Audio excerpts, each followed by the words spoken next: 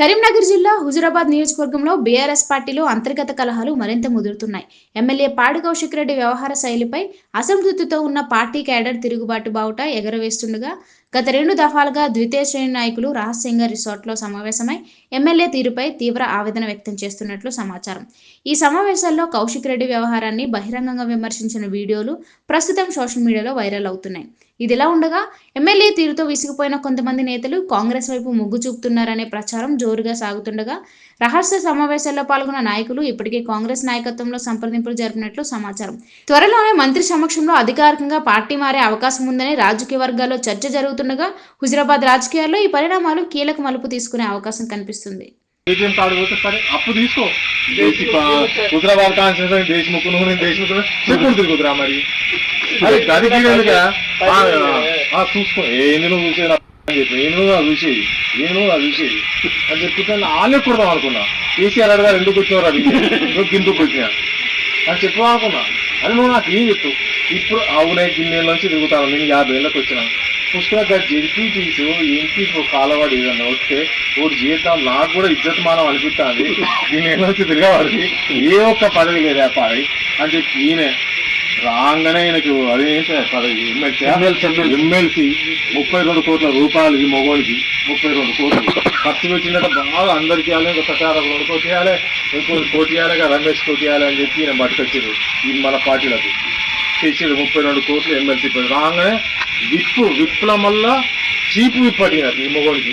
చీపు విప్పు ఎందుకైనా చీపు విప్పు అంటే రికా ఉండడు ఈయన దేనికి చీపు విప్పు పెట్టారు. ఆ రోజు నేను సత్యం నేను హైదరాబాద్ అసలు ఇక పలరాసిన పని పోతే అన్న నన్ను ఇష్టట్టున్నారు, ఇక్కడికి పోతే ఇక్కడనే ఉండాలి అని చెప్తున్నారు. ఇదే పదం అని ఉన్నాడు. చీపు విప్పు కూడా పెట్టారు.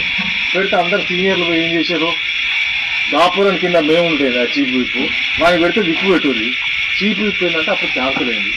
విప్పు రాగా నీకు రిటర్న్ లేకుండా ఎమ్మెల్సీ విప్పు మళ్ళీ ఎమ్మెల్యే ఎక్కించారు. నీ 40 ఏళ్ళ 50 ఏళ్ళు వచ్చినాయి. మరి మాకు ఏది గతి లేకపోతే ఇంతవరకు అయినా సరే మీకోసం తిరుగుతా. 10 లక్షలు నువ్వు ఎమ్మెల్యే క్యాండిడేట్ నీ ఊళ్ళో మేయాట వస్తే శనిగిరం నా ఊరు మేయాట కమలాపు మండలం. నేను ఎవరిని కార్యకర్తనే, నాకు ఏది లేదు. అయినా పార్టీ కోసం కష్టపడ్డాం, చేస్తాం భవిష్యత్తులో కూడా చేస్తాం. కానీ మరి హరీష్ అన్నకో కేటీఆర్ అన్నకో కేసీఆర్ సార్కో కొంచెం అన్న వాళ్ళు పెద్ద గ్రహించే శక్తి వాళ్ళకు మరి గీతంతో పెట్టుకొని తిరుగుతాను. పార్టీ సర్వనాశనం అవుతాను. హుజురాబాద్ నాశనం పదార్థాలు అవుతాను. కేసీఆర్ బాగా అవుతాయి కదా. అంటే ఇప్పుడు ఈ పిల్ల ఆడియోటి వాళ్ళు తిట్టు పడతారు. తోడిసిది ఎందుకు ఎవరింట్లో చొరవబడ్డా ఎవరింట్లో చొరవబడ్డా దేని గురించిందని ఆయన రౌడీ షీట్ ఓపెన్ చేయంటాడు. మళ్ళీ వినాలకి అయితే పాప ఆయన అప్పటికప్పుడు మాత్రం ఢిల్లీలో కూడా ఆయన సేవ్ చేసింది. నీ ఎంబడి తిరిగేటో డ్యామేజ్ చేస్తావు. సేమ్ వెళ్ళికి ఎగేసుడు మళ్ళీకి దిగేసుడు. ఇప్పుడు వీళ్ళని పెట్టింది కదా, వీళ్ళు నోడదేం కాదే. సీనియర్ అనేటోడు వీళ్ళు ఉండొద్దు. నా కింద అన్న అని తిరిగేటోడు ఉండాలి. కానీ నేను ఒక అన్న అనొద్దు. ఆయన్ని అందరూ అన్న అనాలి. ఇప్పుడు అప్పుడు చూస్తుందా మన ఎమ్మెల్సీ వీటికి వచ్చినప్పుడు అన్న ఎందుకు తిరుగుతారు, అక్కడ బుచ్చపల్లి నెంబర్ ఎందుకు తిరుగుతారు, 10 కార్లు 20 కార్లు వీడియోలు సెల్ఫీలు ఎందుకు రాబోయి ఇది ఎక్కడి కదా. పోలీసు కూడా తిట్టి ఉంటున్నారు. ఇప్పుడు చూడు, కులాల పేరు పెట్టి తిరిగివి, మతాల పేరు పెట్టి తిరిగివి, అధికారులను తిడితివి, మంచి గవర్నర్లను తిడితివి. నువ్వు తిట్టండి ఎవరు? ఆ కేసీఆర్ కూడా తిట్టి వచ్చినావు కదా. నువ్వు తిట్టండి ఎవరు? నువ్వు తిట్టండి ఎవరిని?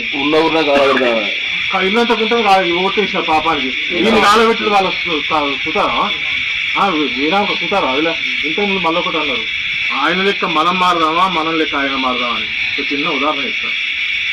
ఒక 20-25 సంవత్సరాల ఒక ఆడపిల్ల మన ఇంట్లోనే పుట్టి పెరిగి ఉంటుంది. పెళ్లి చేస్తాం, అత్తగారింటికి పోతుంది.